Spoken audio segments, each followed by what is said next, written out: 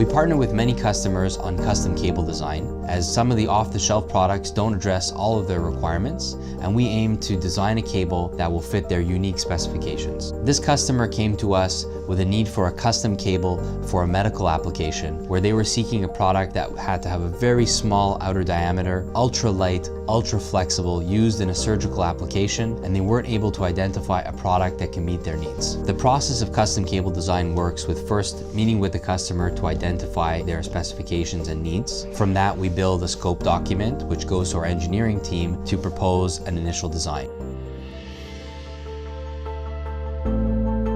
After the original design by our engineering team, we discuss with the customer, get feedback on changes that they might need, update the design again, and then once it's complete, we provide them a spec sheet, which they sign off, and then we move towards production of the product. Our custom cable spec sheets really lay out the full design of the cable, including the jacket materials used, whether they be PVC, TPU, the conductor counts, the gauge of the wires, the stranding of the copper, the shielding required, and really even going down to the fine details as the hand feel of the cable. This customer came to Promark because of our expertise in cables, custom cable design, fabrication, and testing to provide them a custom cable which satisfies all of their requirements.